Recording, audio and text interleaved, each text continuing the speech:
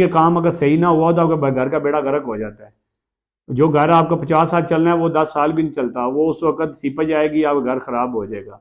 घर इस वक्त जो बेसिक खराब होने की वजह एक दीमक है, और दूसरा प्लम्बिंग का काम अगर ठीक नहीं हुआ तो घर खराब हो जाता है। अस्सलाम वालेकुम, उम्मीद करता हूँ आप सब खैरियत से होंगे।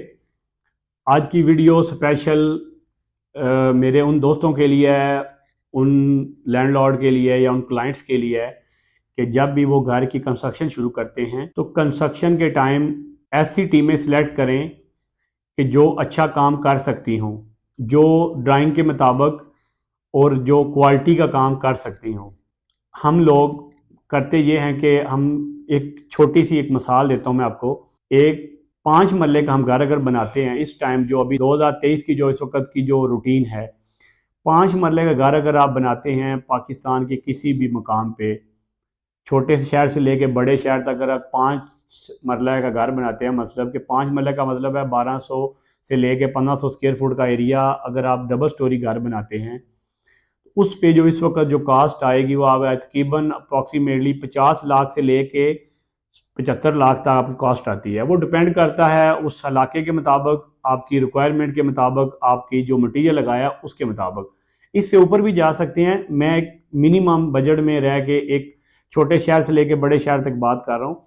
50 लाख से लेके 75 लाख तक या 80 लाख तक आप एक 5 मरले वाले घर की बात हो रही है, आप उस पर लगाते हैं। इसी तरह हम बड़े घर पे एक लेवल पे आ जाए, 50-90 घर है जो कनाल का घर है, कनाल का जिसका 6,000 से 7,000 स्क्वायर फुट एरिया है, वो घर अगर इस टाइम आप बनाते हैं तो 3.5 करोड़ से लेके 4 करोड़ तक उस पर लागत आती है। बात समझने और समझाने की सिर्फ इतनी सी है कि कंस्ट्रक्शन इतना आसान काम नहीं होता जितना लोग इसको आसानी से लेते हैं।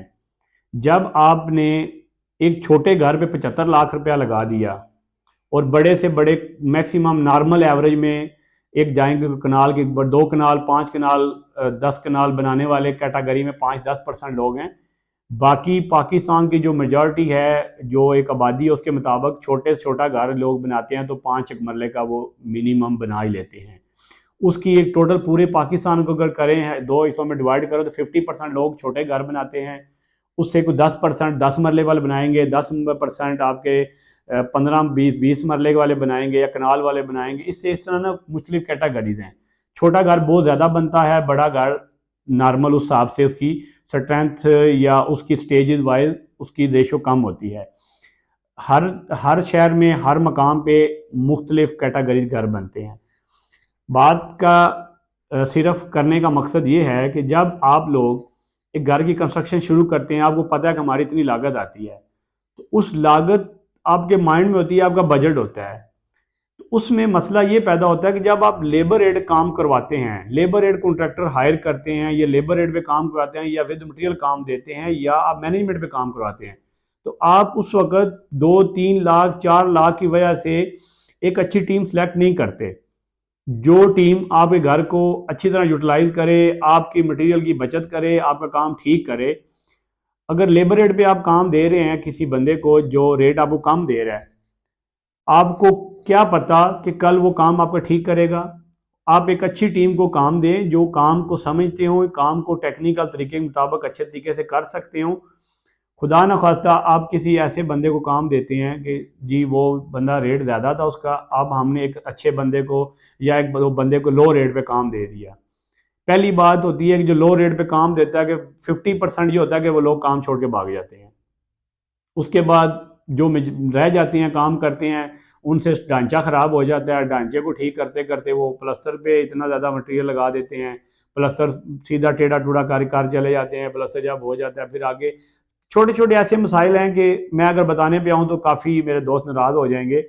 मैं क्योंकि ख़ुद इस कंस्ट्रक्शन फील्ड से रिलेटेड हूँ, कंस्ट्रक्शन के काम हम करते हैं, तो ये छोटी छोटी चीज़ें इसलिए बता रहे हैं कि इस तरह कर रहे हैं कि जब आप इतनी ज़्यादा लागत इतने घर पे आप एक्सपेक्टेड आपको पता है कि करनी है, तो उस वक्त अगर लेबर रेट सिविल वाला अगर आपसे 50 रुपये एक फॉर एग्जांपल ज़्यादा ले लेता है, रेट आपसे लेता है कि वो अच्छा काम करने वाला बंदा है, 50 रुपये ज़्यादा आप उसको रेट दे देते हैं। वो 50 रुपये ज़्यादा नहीं होते, बेसिकली उसने 50 या 100 रुपये आपसे फालतू ले रहा है, आपको लग रहा है कि फालतू दे रहे हैं, फालतू नहीं होते।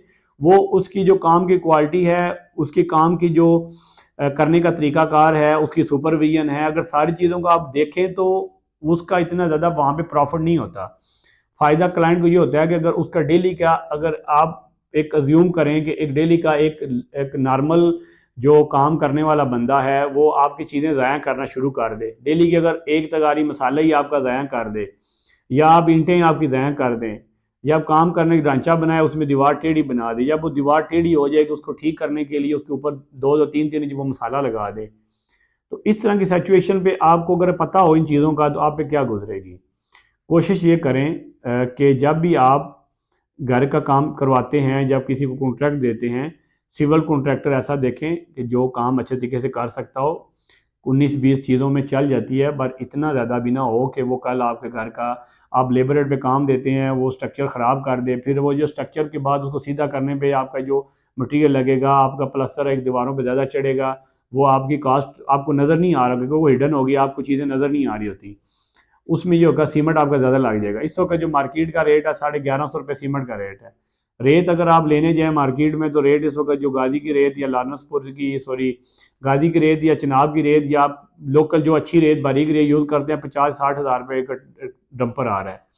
अगर वो इस तरह थोड़ी थोड़ी चीज़ों पे आपके मटेरियल ज़ाया करेगा तो एट द एंड आके क्या होगा, फिर आप फिनिशिंग पे आ जाएं। अब टाइलों पे बात करते हैं। टाइलें आप 5000 मीटर वाली टाइल ले आते हैं, टाइल लगाने वाला बंदा ही अगर ठीक नहीं है, अगर वो टाइल को ख़राब लगाएगा तो आप क्या सोचेंगे, क्या करें। इससे बेहतर है कि ये ज़्यादा बात लंबी नहीं मैं करना चाह रहा कि बराए मेहरबानी जब भी आप घर की कंस्ट्रक्शन करें अपना मार्जिन इतना रखा करें, किसी अच्छी टीम को काम दें।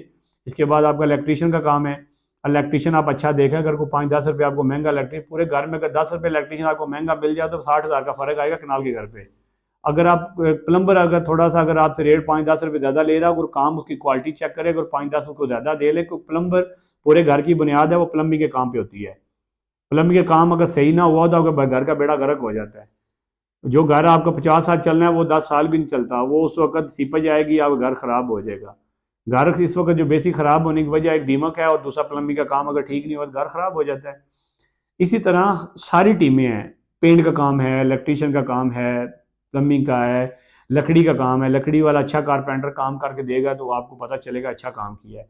थोड़ी छोटी छोटी चीज़ें हैं। आपका ओवरऑल अगर मैं एस्टिमेटेड कास्ट करूँ, आप अच्छी टीम को काम देते हो ज़्यादा ज़्यादा लगेगा आपका 10 से 15 लाख, ज़्यादा इतना ज़्यादा लगता नहीं है मगर आपको फील होता है। मगर 10 से 15 लाख अगर आप थोड़ा सोच के ज़्यादा रखें, जहाँ पे आपने 3-4 करोड़ रुपए लगाना है, अगर वहाँ पे अगर आपके 10 से 15 लाख आपका लेबर पे थोड़ा ज़्यादा भी लग जाता है तो वो ज़्यादा नहीं होता, वो आपके घर की क्वालिटी और घर की लाइफ को बढ़ाता है। तो इंशाल्लाह इसी तरह की अच्छी वीडियो आपके साथ शेयर करते रहेंगे। इंशाल्लाह नेक्स्ट वीडियो में मुलाकात होगी। अस्सलाम वालेकुम, अल्लाह हाफिज़।